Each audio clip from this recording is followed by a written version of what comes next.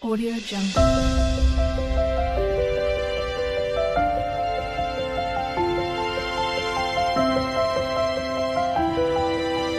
Audio Jungle.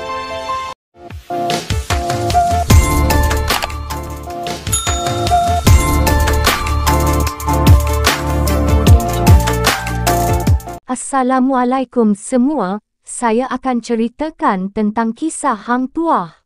Siapakah Hang Tuah? Hang Tuah merupakan seorang pelaut yang mahir di samping merangkul pangkat laksamana di atas kewibawaan keterampilan dan kehandalan beliau dalam memimpin juga bertarung. Menurut rekod sejarah, ayah beliau juga pernah menjadi hulubalang istana yang handal dan ibunya berketurunan Dayang di istana.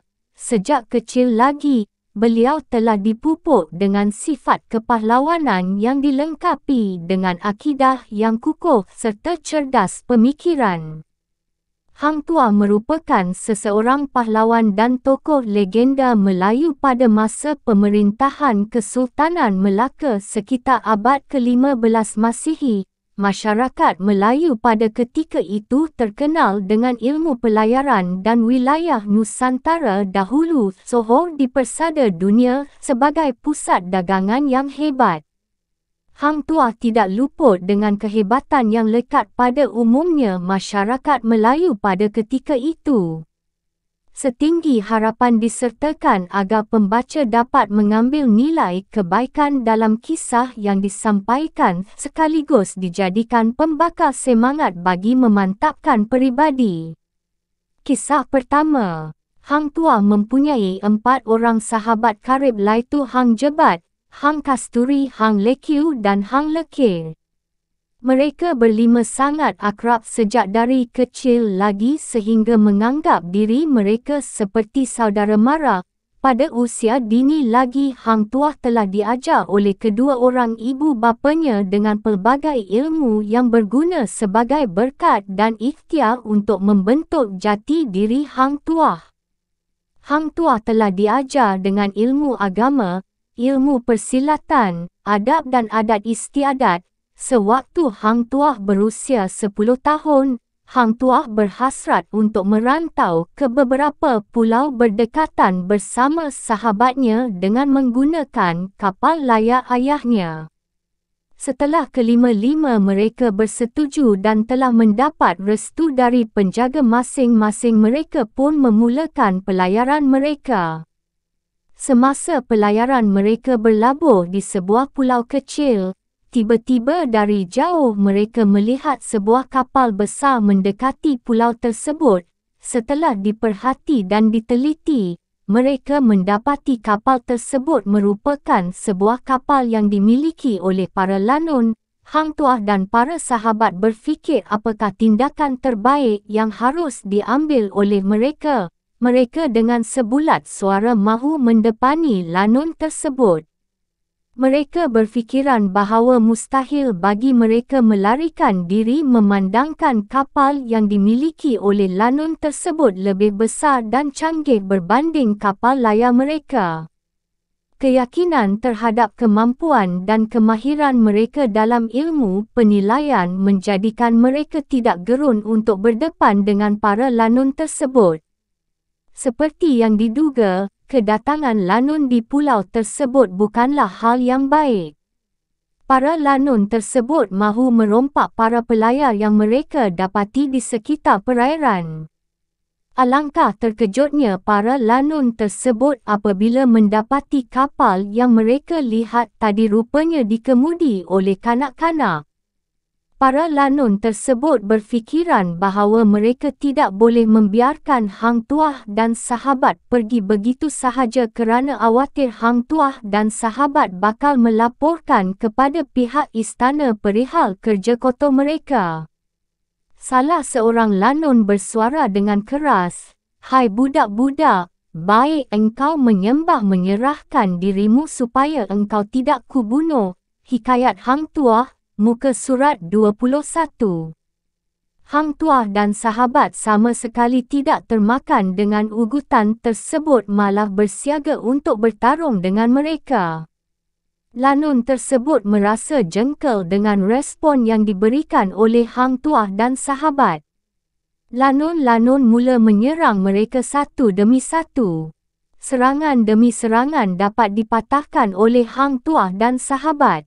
Para lanun amat terkejut melihat kehandalan mereka bertarung, walaupun cuma 5 orang anak kecil terasa seperti bertarung dengan sekumpulan panglima istana. Pertempuran terus berlangsung sehinggalah apabila separuh daripada jumlah lanun berjaya ditumpaskan oleh Hang Tuah dan sahabat, para lanun tersebut mengambil keputusan untuk mundur. Hang Tuah dan sahabat berjaya mengalahkan mereka dan pulang dengan selamat. Tidak lama selepas kejadian itu berlaku, berita tersebut sampai kepada pihak istana. Pihak istana memanggil Hang Tuah dan sahabat untuk melantik mereka menjadi hulu balang istana. Kisah kedua. Sewaktu Hang Tuah telah dilantik menjadi Laksamana dan Ketua Panglima Istana, Hang Tuah telah ditugaskan untuk mengetuai rombongan ke Majapahit. Antara tujuan rombongan ini dihantar adalah untuk menikahkan putera Sultan Melaka dengan puteri dari Kerajaan Majapahit. Ketika ingin menikahkan putera Sultan Melaka dengan puteri tersebut, diadakanlah adu laga kesaktian sebagai hiburan majlis. Atas usul Kerajaan Majapahit ditunjuklah Hang Tuah sebagai wakil Melaka dan Patih Gajah Mada memilih Taming Sari sebagai wakil Majapahit. Maka berlangsunglah pertunjukan mempamerkan kebolehan mereka masing-masing. Di tengah adu laga tersebut, tiba-tiba Taming Sari hilang kesedaran lalu mengamuk di dalam istana Seri Setara Majapahit dan mencederakan ramai orang. Hang Tuah yang berada di situ berusaha sebaik mungkin untuk menghentikan Taming Sari. Namun, kudrat Taming Sari terlalu hebat membuatkan Hang Tuah teramat sulit untuk menghentikannya. Suasana pada ketika itu menjadi sungguh tegang. Kesemua orang Majapahit sangat cemas, kerana mereka tahu bahawa Taming Sari merupakan seorang patih yang memiliki pelbagai ilmu sakti. Selain memiliki keris Taming Sari yang terkenal itu, Taming Sari juga merupakan pendekar yang digeruni dan paling disegani seluruh kerajaan Majapahit pada ketika itu. Kekuatan Taming Sari memang tiada tolak bandingnya. Apatah lagi, Taming Sari dikatakan seorang yang kebal tidak dapat dicederakan oleh senjata. Bagaimanapun, kekebalannya adalah terletak pada keris yang digunakannya. Untungnya, Hang Tuah dulu pernah berguru kepada seorang ahli pertapaan Jawa bernama Sang Adiputera. Gurunya itu pernah memberitahu akan kelemahan Taming Sari. Pertarungan tersebut berlangsung dengan sangat sengit, hingga akhirnya Hang Tuah berhasil menemukan celah untuk menikam Taming Sari. Anehnya, Taming Sari tidak memiliki luka sedikit pun setelah dilikam. Hang Tuah teringat kata-kata gurunya bahawa Taming Sari mendapat kekuatan dari keris yang dia miliki. Hang Tuah mengubah strateginya dalam pertarungan. Dirinya memikirkan bagaimana caranya agar dia dapat merebut keris sakti tersebut daripada tangan Taming Sari. Dia sengaja memancing Taming Sari agar menikam dirinya, lalu belum sempat Taming Sari menusuknya, dia terus menghindar keris tersebut tertusuk pada sebatang tiang dan tergantung di situ. Hang Tuah dengan kencangnya menendang Taming Sari sehingga jatuh, lalu dengan cepat Hang Tuah merampas keris tersebut. Tetapi, Hang Tuah tidak ingin melawan orang yang tidak bersenjata. Dirinya menyerahkan keris miliknya kepada Taming Sari, lalu melanjutkan pertarungan dengan keris saidi itu. Pada akhirnya, Hang Tuah berhasil membunuh dan menghabisi Taming Sari menggunakan keris sakti tersebut. Raja Majapahit yang kagum dengan kemampuan Hang Tuah, memberikan keris taming sari sebagai hadiah dan bentuk penghormatan atas kehandalan beliau dalam bertempur. Rela diri menjadi tanah dari hidup tapi dijajah. Baka-baka pemimpin bangsa Nusa. Jangan terleka kita belum benar merdeka. Bakal-bakal pemimpin esok lusa. Bina semula Kesultanan Melayu Melaka. Kisah ketiga. Pelabuhan Melaka sangat masyhur di seluruh dunia. Segala dagang atas angin dan bawah angin semuanya datang ke Melaka. Kemasyhuran kerajaan Melaka dulu membuatkan empayar besar lain seperti China ingin melakukan hubungan diplomasi dengannya. Hang Tuah lah yang menjadi wakil kerajaan bagi tugas tersebut supaya lebih mudah dan lancar berurusan kerana beliau menguasai 12 bahasa dan bijak berbicara. Maka belayarlah Hang Tuah sehingga Bingkam Hainang, sebuah pelabuhan di kerajaan China itu. Di sana, Hang Tuah disambut oleh salah seorang menteri 4 Maharaja China yang merupakan syah bandar pelabuhan itu. Setelah berjumpa orang itu dan orang ini, maka akhirnya Hang Tuah dibawa ke Istana Besar Maharaja China.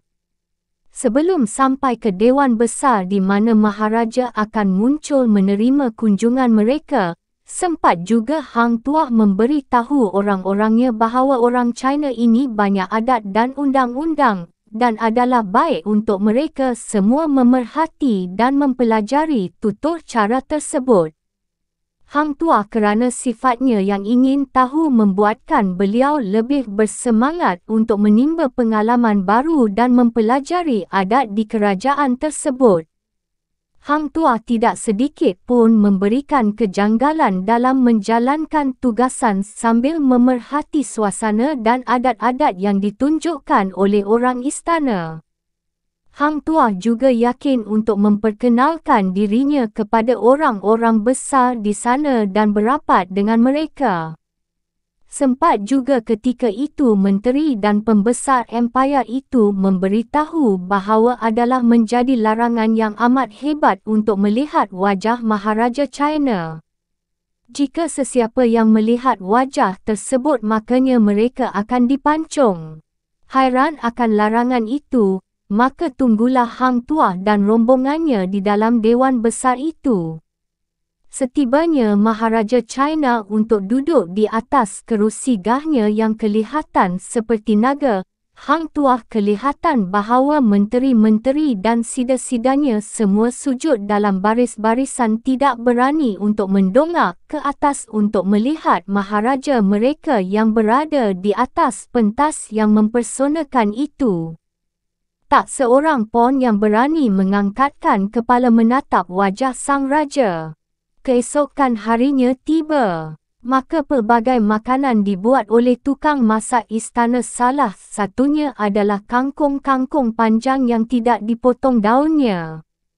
Ini merupakan permintaan dari Hang Tuah sendiri. Permintaan tersebut sengaja dibuat atas dasar ingin melakukan sebuah helah untuk melihat kepekaan pengawal istana. Maharaja ingin melihat bagaimana orang dari empayar Melaka makan telah menjemput Hang Tuah untuk santap. Maka Hang Tuah teruslah bersila di tengah dewan itu bersama makanan-makanan itu. Diambilnya kangkung itu, didongakkan kepalanya dan dimakannya sedikit demi sedikit. Dalam Hang Tuah mendongak kepalanya itu, beliau mengambil kesempatan untuk mengintai Maharaja itu yang berada di atas kerusi naganya itu. Tak lama kemudian, hulu balang istana itu tersedar akan kelakuan Hang Tuah terus menghunus pedang mereka ke kepala Hang Tuah. Maharaja China melihat akan kejadian itu terus menghalang hulu balang itu daripada memancung kepala Hang Tuah walaupun dia sedar akan helah Hang Tuah sebenarnya. Maka Hang Tuah pun teruslah makan sehingga ke pencuci mulutnya. Maharaja itu menitahkan bahawa jarang sekali baginda melihat seorang yang begitu berani dan bijaksana serta berkata alangkah bagusnya orang sebegini ramai di kerajaannya. Menghargai kebolehan hang tua itu, Maharaja itu pun menghadiahkan jubah kerajaan bersama barang-barangan kemas untuk menunjukkan bahawa hang tua adalah seseorang yang patut dihormati dan dihargai. Ini juga menyebabkan Maharaja memberi hadiah dan juga sepucuk utusan surat yang ditulis sendiri oleh baginda menandakan perhubungan kerajaan. Takkan Melayu hilang di dunia. Di tanah bertuah ini, tumpahnya darah fisabilillah. Di tanah bertuah ini, kita dulu pernah dijajah. Sejarah kita mungkin diubah. Sejarah kita mungkin diolah. Tapi ada yang sama tak berubah. Darah kita tetap darah bertuah. Sembah kita tetap satu arah. Takkan kita nyak atau punah. Selagi berpaut pada tali Allah. Uji pemahaman anda. 1. Apakah pengajaran yang dapat diambil melalui kisah pertama yang disampaikan? Kita mesti membuang sifat tamak dalam diri kita. B. Kita mestilah sentiasa merendah diri walaupun mempunyai kelebihan melebihi orang lain. C. Kita mestilah berusaha untuk melibatkan dengan perkara yang berfaedah sejak kecil lagi. D. Kita seharusnya bersyukur atas segala nikmat yang diberikan. 2. Berdasarkan kisah kedua, hang tua telah menuntut ilmu dengan hang tua telah mengetuai rombongan. Di sana hang tua telah bertarung dengan, lalu keris sakti miliknya jatuh ke tangan hang tua. Ayahnya Majapahit, Taming Sari. B. Adiputra, China, Taming Sari. C. Adiputra, Majapahit, Taming Sari. D. Taming Sari, China, Adiputra. 3. Apakah nilai yang boleh diambil berdasarkan kisah ketiga? A. Berani dan setia. B. Berani dan bijaksana. C. Bijaksana dan adil. D. Bijaksana dan setia. Sekian, terima kasih. Jangan lupa subscribe channel ini ya adik-adik. Bye-bye adik-adik semua, jumpa lagi kita di episod akan datang.